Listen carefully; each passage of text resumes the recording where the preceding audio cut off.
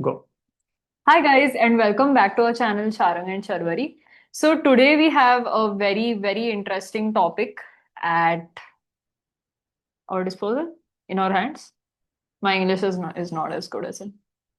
I speak in the very panning lass. Okay, please continue. Moving on. So we have a very interesting topic today that we are going to talk about, and many psychology books cover this. You may have heard about it in podcasts, you may have seen TED Talks about it and everything. What? Nothing. Please continue. Okay, fair enough. So, today we are going to talk about what is it that makes a person emotionally intelligent. It's just funny because my whole life people have said I don't have any, but please continue. Well, the thing is, maybe you don't know what is being Well, emotionally you read the intelligent. symptoms of emotional intelligence and it all felt like a personal attack. So here we are. Correction, it's not a disease to have symptoms. Okay. It It's has traits. We can say traits. traits. That's Okay. better. Okay, Mr. Mrs. Psychologist? Now I'm a guy. What the hell? No, Okay. accident. Okay, Yeah. please continue. Right. So, I hope not. oh my God, this is okay. This is Is just this the us laughing is and, this the bloopers reel or are we posting this for a this is the behind the scenes part of are we or posting this for the degenerates that we call our audience? Like I love you guys. He doesn't, but I do. that's my genuine question. You're, going to literally Well, make us lose subscribers one day. So yeah, anyways. But yeah, coming back to the main topic, what is it to be emotionally intelligent? So what do you think?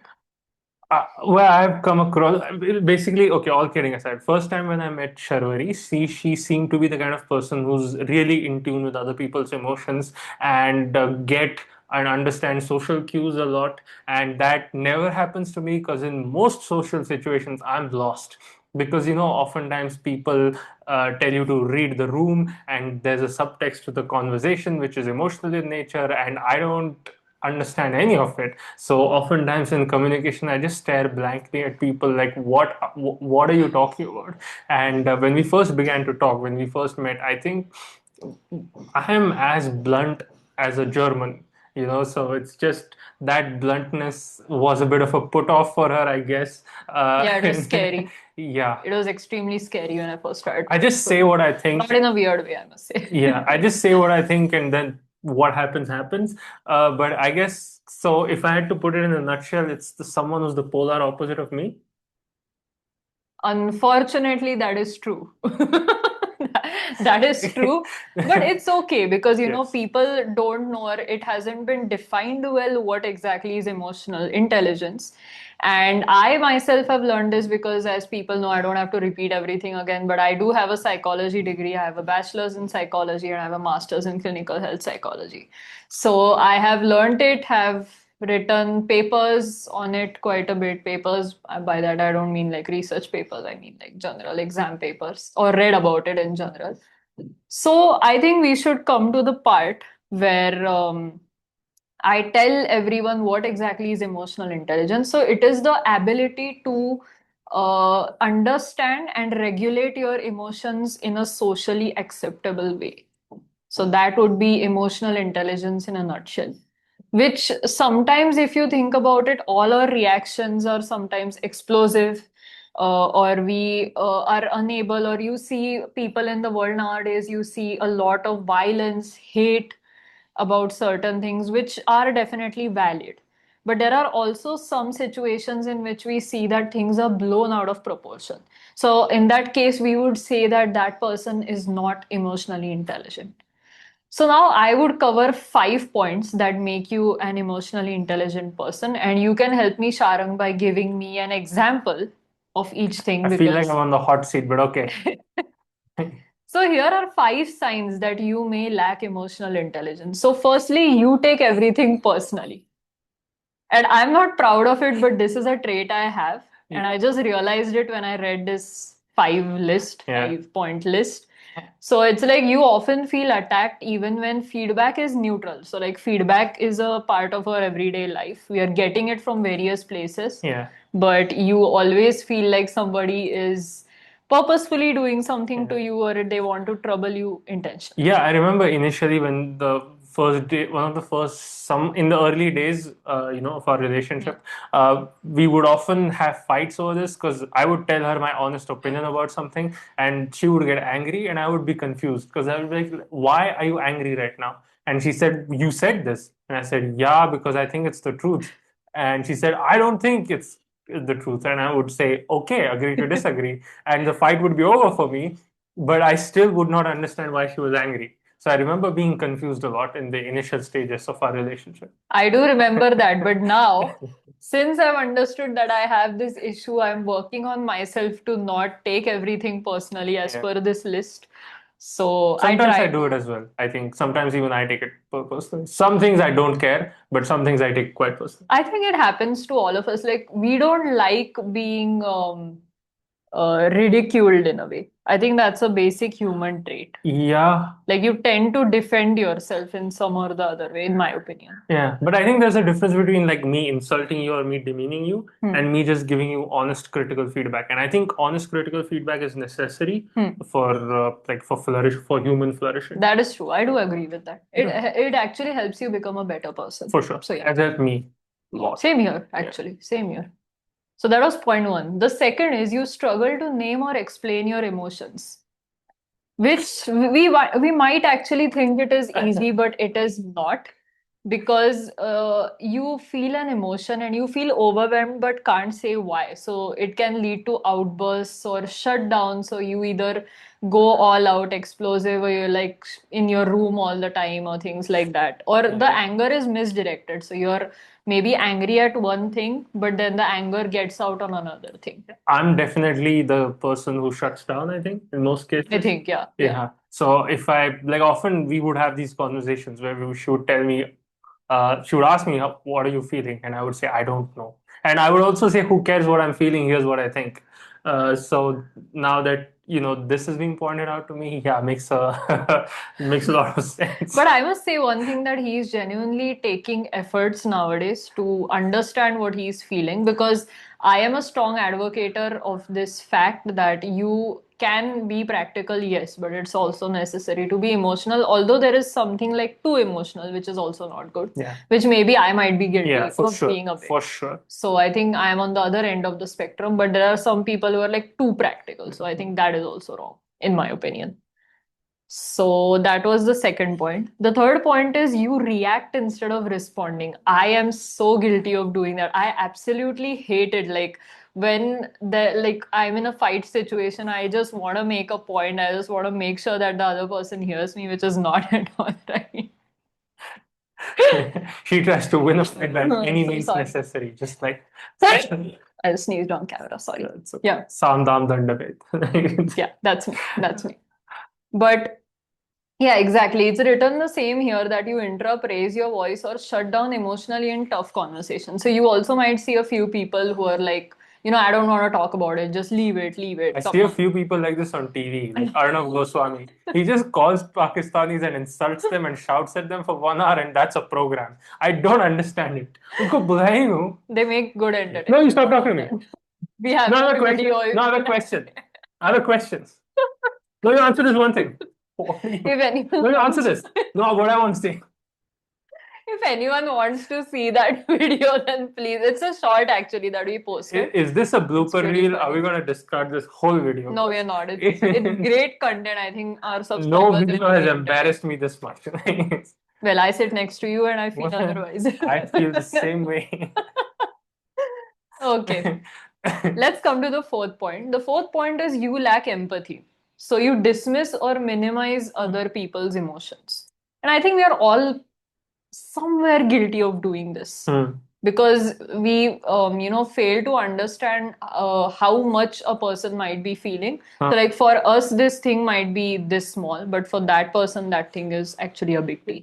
I think I feel a lot of sympathy and empathy for people. I don't know what's the difference between empathy and sympathy, but I feel okay. Yeah, that's the ability to put yourself in someone That's right. So empathy is the ability to put yourself in the other person's shoes. Sympathy is just feeling like sorrow for that person, but not actually putting yourself in that situation and trying to make or do actions that reflect. I think I have a lot of empathy. Definitely have a lot of sympathy. So I feel bad for people all the time. Yeah. Like it really affects me. Like if I see someone suffering or something like this, I feel terrible about it. I can't stop thinking about it.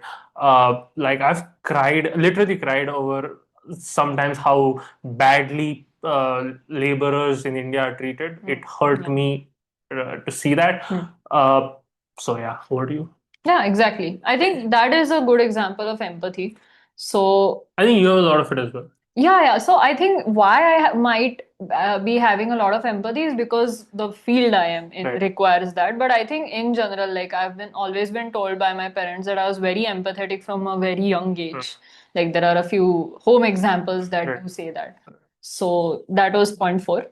And the fifth point is you avoid emotional conversations. Truly. Who's that? I don't know. Doesn't sound like me. No, no, I want to say this is not a video Personal related attack. to who does it more or who does it better or worse, but this is just something that we observe while making the video Yeah. or reading this in the first place. But I'm gonna take this whole video personally. but emotional conversations are, it is literally that you feel uncomfortable with being vulnerable. So you feel it hard to, open up in front of other people, and it's okay to be reserved or something, but it starts hampering yourself, but you still don't do it. That's a problem.